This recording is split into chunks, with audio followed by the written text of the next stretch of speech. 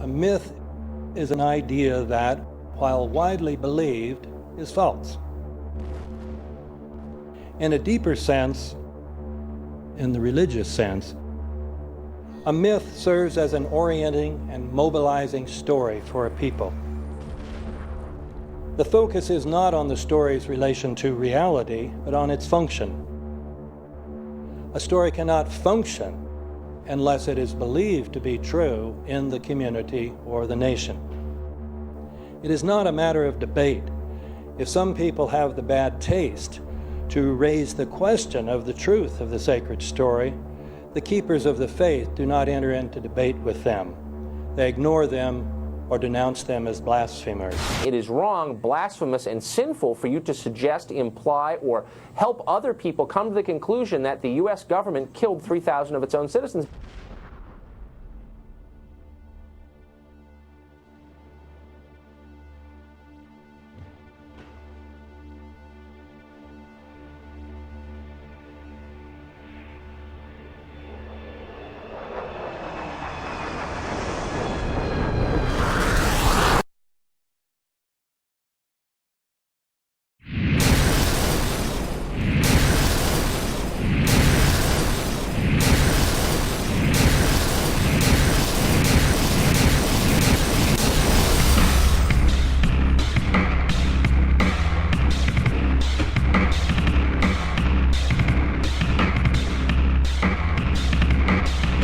As if a demolition team set off when you see the old demolitions of these old buildings. It looks like one of those scenes of an old building being purposely dynamited and blown up. Anybody who's ever watched a building being demolished on purpose knows that if you're going to do this, you have to get at the under-infrastructure of a building and bring it down. The way the structure is collapsing, this was the result of something that was planned. It's not accidental that the first tower just happened to collapse and then the second tower just happened to collapse in exactly the same way. How they accomplished this, we don't know. The building collapsed to dust. You don't find a desk. You don't find a chair. You don't find a telephone, a computer. The biggest piece of a telephone I found was half of the keypad, and it was about this big. What happened to the concrete? The concrete was pulverized from river to river. There was dust powder 2-3 inches thick. The concrete was just pulverized. Reminiscent of those pictures we've all seen too much on television before, when a building was deliberately destroyed by well-placed dynamite to knock it down. If they had detonated, they were planned to take down a building. Boom, boom, boom, boom, boom. I heard a second explosion. There was a heavy-duty explosion. Then there was those secondary explosions and then the subsequent collapses. An explosion blew and it knocked everybody over. To me, it sounded like an explosion. It sounded like gunfire. Bang, bang, bang, bang, bang. And then all of a sudden, 3 big explosions. We heard a big explosion coming down. And then the entire top of the building just blew up. We saw some kind of explosion. By the force of the explosions. Big explosion. Blew us back into the 8th floor. Then we get to the lobby. This is a big explosion. The lobby looked as though a bomb had exploded there. A huge explosion now raining debris. It's been a huge explosion. Huge explosion that we all heard and felt. We just witnessed some kind of follow-up explosion. We heard a very loud blast explosion. The secondary explosion at Tower 1 camp. That is another bomb going off. He thinks that there were actually devices that were planted in the building. Planted in the building.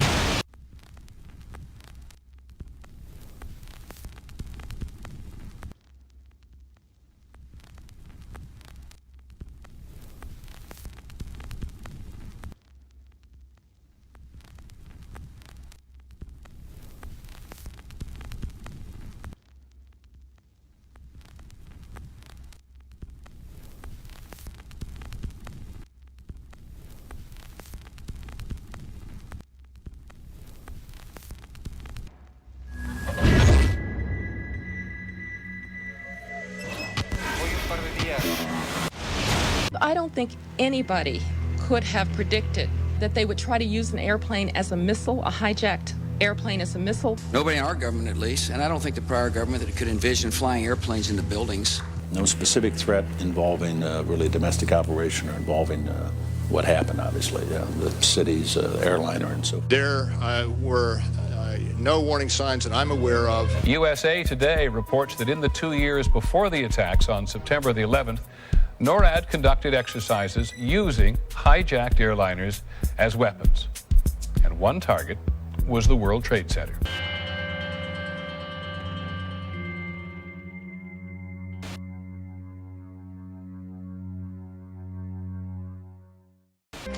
In confidential documents from the Philippines obtained by CNN, the plan was clear. He will board any American commercial aircraft, control its cockpit, and dive it at the CIA headquarters. Other buildings targeted the Pentagon and the World Trade Center. Security in counterterrorism was blinking red, in the words of George Tenet, that the warnings of an imminent attack were so severe that something dramatic should have been done. It was unparalleled. Instead, our president went on a month-long vacation.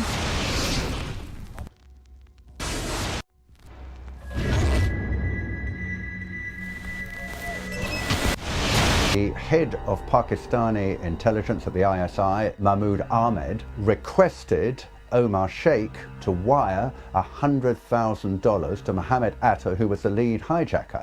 Hijacker Mohammed Atta received wire transfers via Pakistan. The man sending the money to Atta is believed to be Ahmed Umar Saeed Sheikh. Omar Sheikh admitted he was supported by the Pakistan government's intelligence service, the ISI.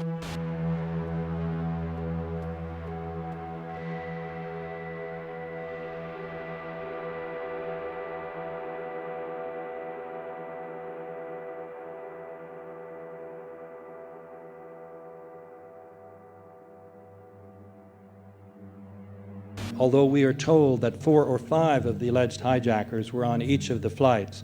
If so, their names should have been on the flight manifests.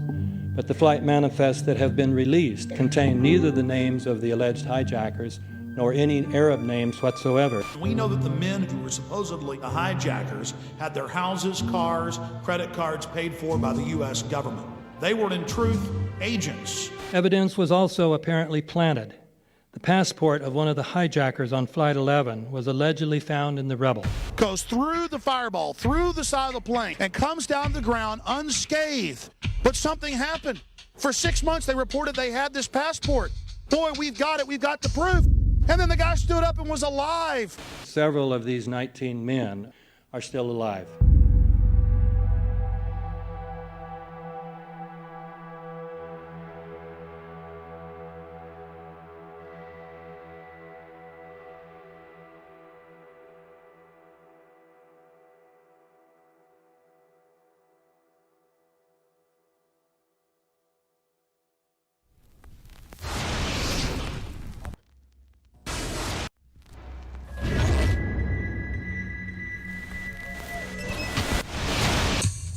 Of course we're after Saddam Hussein, bin Laden. He's January 2001, the Bush administration orders the FBI and intelligence agencies to back off investigations involving the bin Laden family, including 2 of Osama bin Laden's relatives, who were living, guess where, in Falls Church, Virginia, right next to CIA headquarters. When he was already America's most wanted criminal, he reportedly spent 2 weeks in the American hospital in Dubai, was treated by an American doctor, and visited by the local CIA agent. We have not seen one piece of evidence that links Osama bin Laden directly to the planning stages of September 11th. This failure to provide proof was later said to be unnecessary because bin Laden, in a video allegedly found in Afghanistan, admitted responsibility for the attacks. This confession is now widely cited as proof. But the man in this video has darker skin, fuller cheeks, and a broader nose than the Osama bin Laden of all other videos. We again seem to have planted evidence. In 1976, Osama's older brother Salim bin Laden hired a man in Texas by the name of Jim Bath to handle all the investments in the United States for the bin Laden family. Jim Bath also happens to be a personal, almost lifelong friend and former Air National Guard pilot with George W. Bush. The connections between the Bushes and the bin Ladens become much more clear when George Herbert Walker Bush made trips to Saudi Arabia in 1998 and 2000 to meet with the bin Laden family on behalf of a company called the Carlyle Group.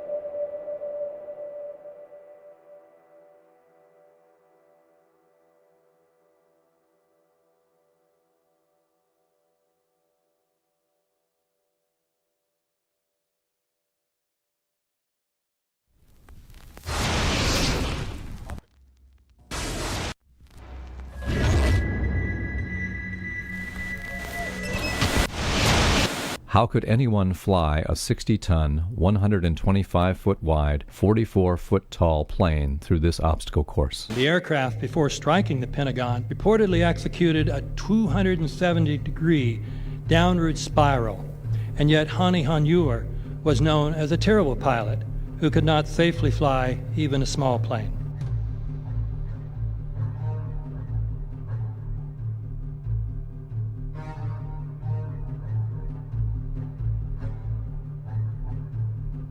No seats, no luggage, no bodies.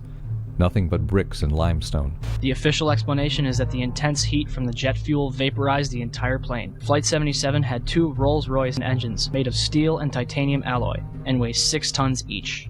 It is scientifically impossible that 12 tons of steel and titanium was vaporized by jet fuel. We're also told that the bodies were able to be identified either by their fingerprints or by the DNA. So what kind of fire can vaporize aluminum and tempered steel and yet leave human bodies intact? From my close-up inspection, there's no evidence of a plane having crashed anywhere near the Pentagon. And as I said, the only pieces left that you can see are small enough that you could pick up in your hand. Shortly after the strike, government agents picked up debris and carried it off. The entire lawn was covered with dirt and gravel, so that any remaining forensic evidence was literally covered up. The videos from security cameras, which would show what really hit the Pentagon, were immediately confiscated by agents of the FBI, and the Department of Justice has to this day refused to release them. If these videos would prove that the Pentagon was really hit by a 757, most of us would assume the government would release them.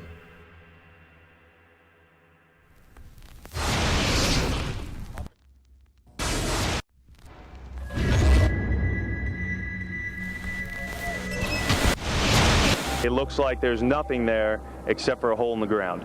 Basically, that's right. The only thing you could see from where we were was a big gouge in the earth and some broken trees.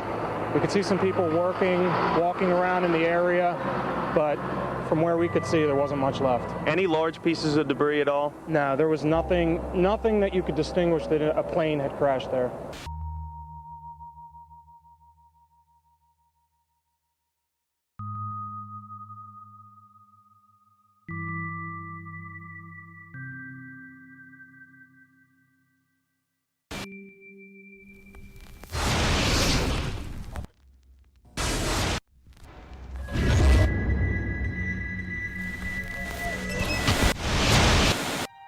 Pancake theory, according to which the fires, while not melting the steel, heated it up sufficiently to cause the floors weakened by the airplane strikes to break loose from the steel columns, and this started a chain reaction. So you would expect then from that theory, which is the official theory, to see a whole stack of floors piled up on top of each other and then a spindle of core columns standing too. The core of each of the twin towers consisted of 47 massive steel columns. If the floors had broken loose from them, these columns would have still been sticking up into the air 1,000 feet. The plane did not cut all those core columns. We designed the buildings to take the impact of the Boeing 707 hitting the building at any location. The building probably could sustain multiple impacts of jetliners. That the plane flew straight into the building. Through him, right. Yeah. So you're saying that the building was actually designed to cope with a hole like that and still survive? Yeah, it was. If you had dropped, say, a billiard ball from the top of the World Trade Center, 110 floors up there, it would have taken 8 to 10 seconds to hit the ground, encountering no resistance whatsoever. The Twin Towers came down in nearly free fall speed. 200,000 tons of steel shatters and explodes outwards over 500 feet. This means that floors shattered at an average rate of about 10 floors per second. There is no scenario for a pancake effect of buildings falling that allows them to fall at the rate of free fall. Now what can do that? What can move mass out of the way? Explosives.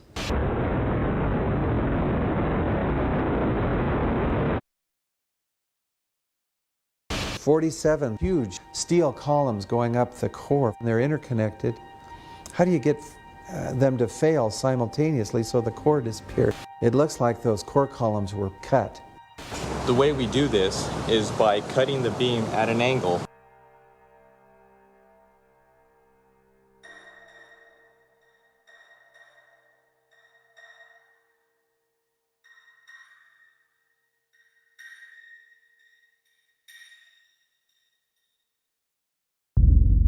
I started looking at the molten metal. All three buildings, both towers in the rubble, in the basement areas, and Building 7, there's these pools of molten metal.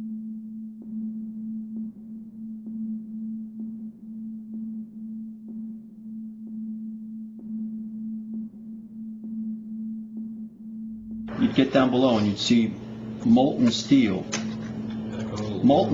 running down the channel rails, like you're in a foundry, like lava. The molten steel was found 3, 4, and 5 weeks later, when the rubble was being removed.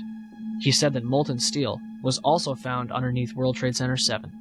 So I'm looking through the official reports. What do they say about the molten metal? They say nothing. But wait a minute. This is important evidence. So where'd that come from? Thermite is so hot that it'll just cut through steel, through structural steel, for example, like a knife through butter. The products are molten iron and aluminum oxide, which goes off primarily as a dust. You know those enormous dust clouds? You can imagine when you assemble these chemicals on a large scale.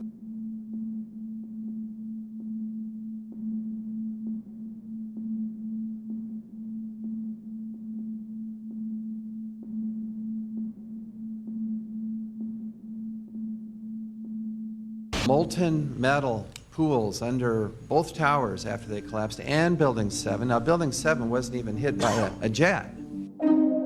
Part of the problem is that most people simply don't know much about Building 7 due to the extraordinary secrecy surrounding this collapse. And this was a 47-story skyscraper. This building fell at 5:25. It was not hit by a plane.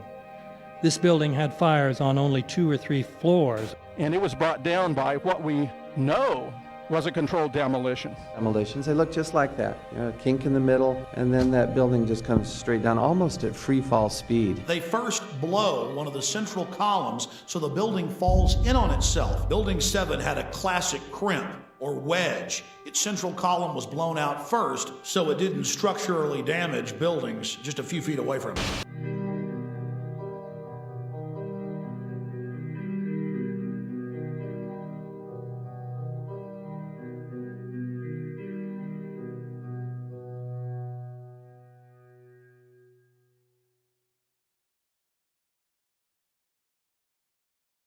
Our office was on the B1 level. As I was talking to a supervisor at 8:46, and all of a sudden we hear, boom!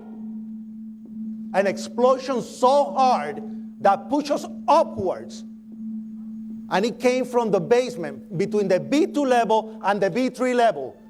And when I went to verbalize, we hear, boom! The impact of the plane on the top. As I'm walking by the main freight corridor building in the corridor, that's when I got blown. I mean, the impact of the explosion threw me to the floor, and that's when everything started happening. All of a sudden, a big impact happened again, and all the ceiling tile was falling down, the light fixtures were falling. You know, you got to go clear across the whole from 1 to 2 World Trade Center, and then all of a sudden, it happened all over again. Something else hit us to the floor. Right in the basement, you felt it. Walls were caving in, everything that was going on. I mean, I know of people that got killed in the basement. I know of people that got broken legs in the basement. People that got reconstructive surgery because the walls hit them in the face.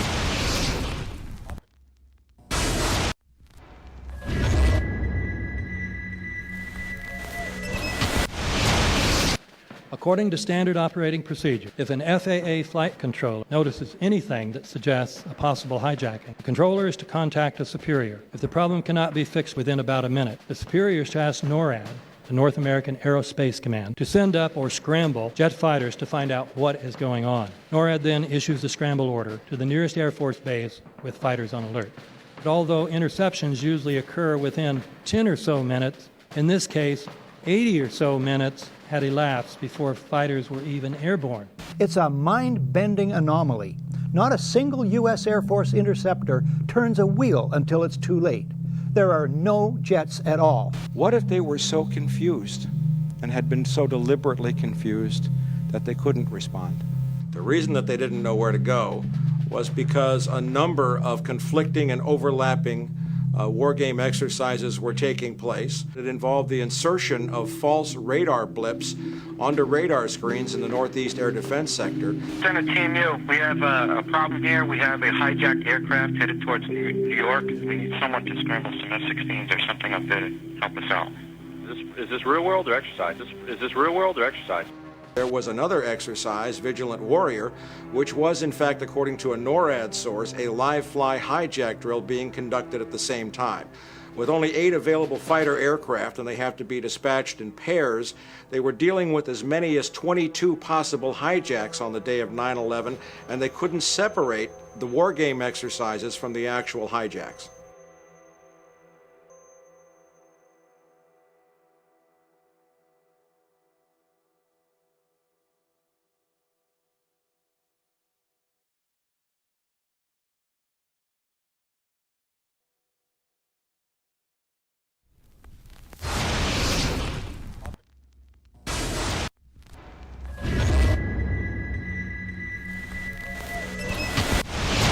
Page 172. The U.S. government has not been able to determine the origin of the money used for the 9/11 attacks. Ultimately, the question is of little practical significance. The American authorities have not managed to trace the source of the funding. And then the most amazingly disingenuous statement, ultimately, is it of little consequence. It is of massive consequence. Doesn't it matter who paid for 9/11? The collapse of Building 7 has been recognized as especially difficult to explain. The 9/11 Commission report implicitly admitted that it could not explain the collapse of this building by not even mentioning it.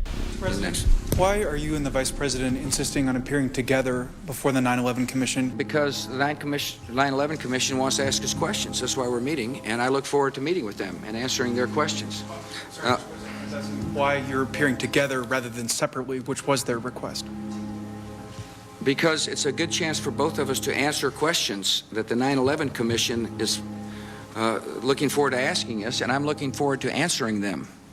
Let's see. Do you think they should be able to stand up and speak their own words? They should go under oath. They should be, yeah, in public.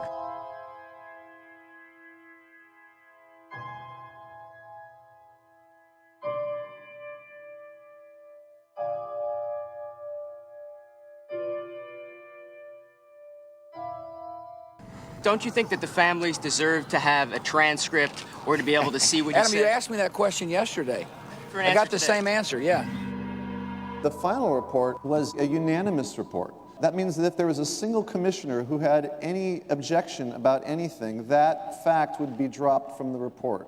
We have found out that he not only served on the transition team of the Bush administration, that he was a person who wrote a draft memo for the setup of the Bush administration's National Security Council, that he was an individual who wrote the preemptive war strategy that was eventually used for the war in Iraq, that he is a close friend of Condoleezza Rice's. We want him to resign. There is literally nothing in the 9/11 report that the Bush administration did not approve of. We can understand, therefore, why the Commission, under Zelikow's leadership, would have ignored all the evidence that would point to the truth, that 9/11 was a false flag operation intended to authorize the doctrines and funds needed for a new level of imperial mobilization.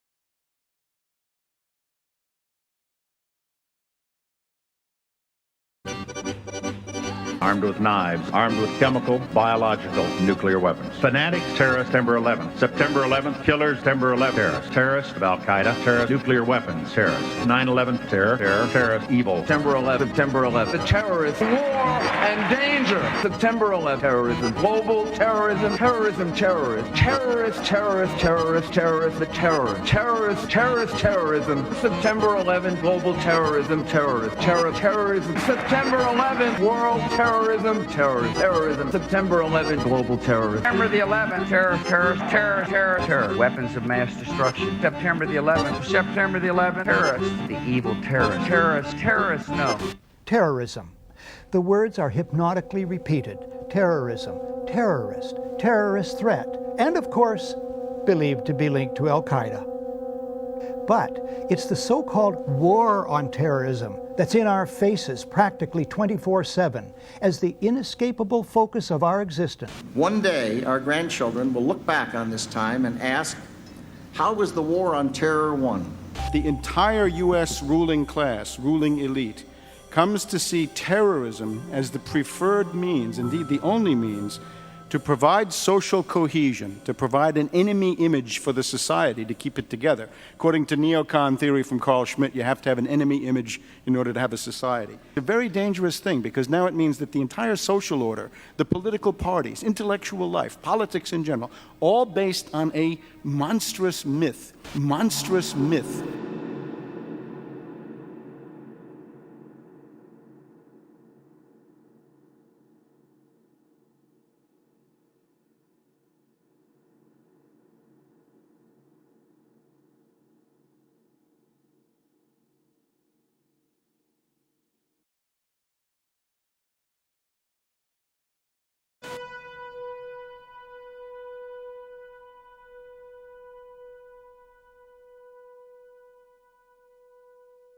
Look, the CIA has done in this country, what they've done to us is unbelievable.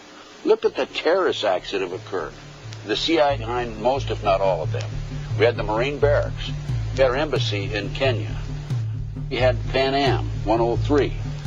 We had the USS Cole. We had Oklahoma City. We had the World Trade Center in 1993.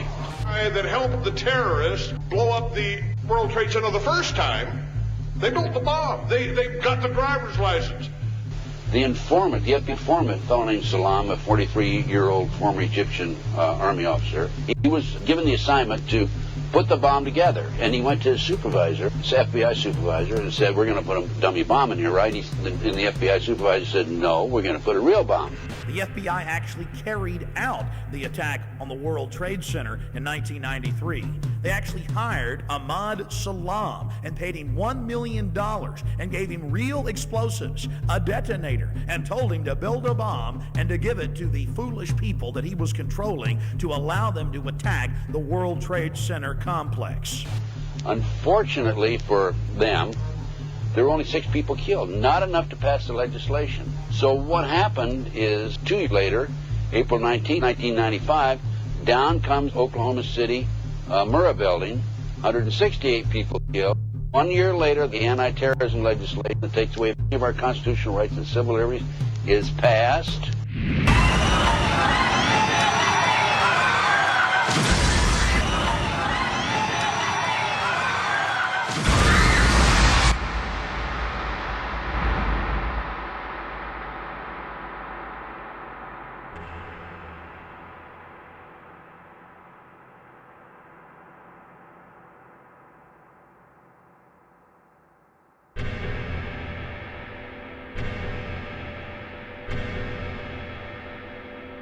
Because at 9:30 this morning, we were actually running an exercise for over a company of 1,000 people in London, based on simultaneous bombs going off precisely at the railway stations that happened this morning. So I still have the hairs on the back of my neck standing upright. To get this quite straight, you were running an exercise to see how you would cope with this, and it happened while you were running the exercise? Precisely.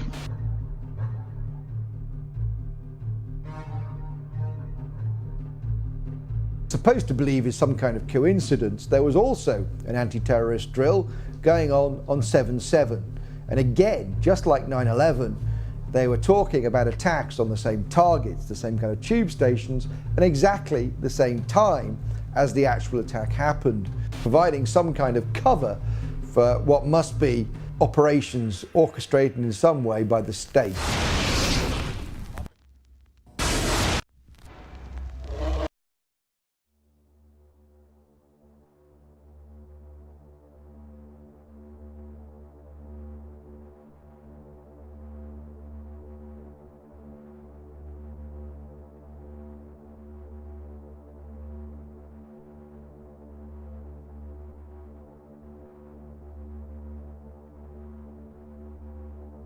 I am absolutely appalled at how much people in this country do not think. We are given to understand that an Arabic guy out there up in the mountains financed the most elaborate attack on this country. Do you think some people in a cave were able to have NORAD stand down? Do you think that people in a cave were able to have all of this happen? And when I think about how many Americans were killed in New York City, and believing as I do that this thing was a setup job, this is a textbook operation that Nazis used, and they've used it over and over again. America has been suckered in one more time. I don't have to tell you things are bad. Everybody knows things are bad. The dollar buys a nickel's worth. Banks are going bust. Shopkeepers keep a gun under the counter. Punks are running wild in the street, and there's nobody anywhere who seems to know what to do, and there's no end to it. We know the air is unfit to breathe, and our food is unfit to eat. We sit watching our TVs while some local newscaster tells us that today we had 15 homicides and 63 violent crimes, as if that's the way it's supposed to be. We know things are bad, worse than bad. They're crazy. It's like everything everywhere is going crazy, so we don't go out anymore. We sit in the house, and slowly the world we're living in is getting smaller, and all we say is, please, at least leave us alone in our living rooms. Let me have my toaster and my TV and my steel-belted radios, and I won't say anything. Just leave us alone. Well, I'm not going to leave you alone. I want you to get mad. I don't want you to protest. I don't want you to riot. I don't want you to write to your congressmen because I wouldn't know what to tell you to write. I don't know what to do about the depression and the inflation and the Russians and the crime in the street. All I know is that first, you've got to get mad. You've got to say, I'm a human being. God damn it. My life has value.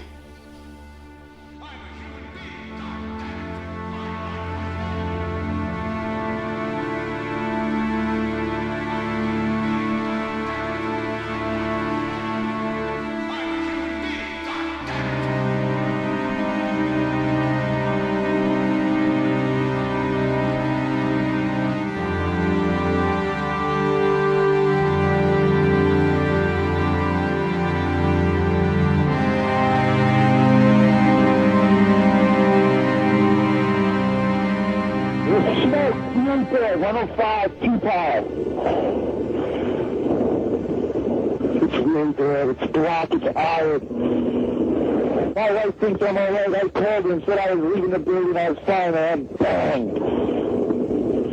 It's three of us, 2 broken windows. Oh, God! Ah!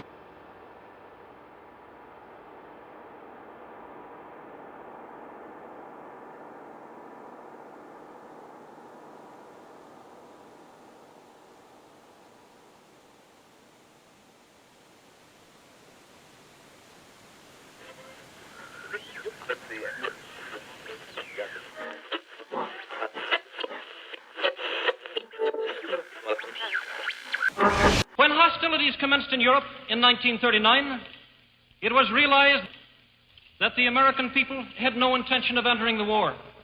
But they believed that this country could be enticed into the war in very much the same way that it was enticed into the last one. They planned, first, to prepare the United States for foreign war under the guise of American defense. Second, to involve us in the war step by step without our realization. Third, to create a series of incidents which would force us into the actual conflict. These plans were, of course, to be covered and assisted by the full power of their propaganda. Our theaters soon became filled with plays portraying the glory of war. Newsreels lost all semblance of objectivity, and they have used the war to justify the restriction of congressional power and the assumption of dictatorial procedures on the part of the President and his appointees. A fear campaign was inaugurated. We cannot allow the natural passions and prejudices of other peoples to lead our country to destruction.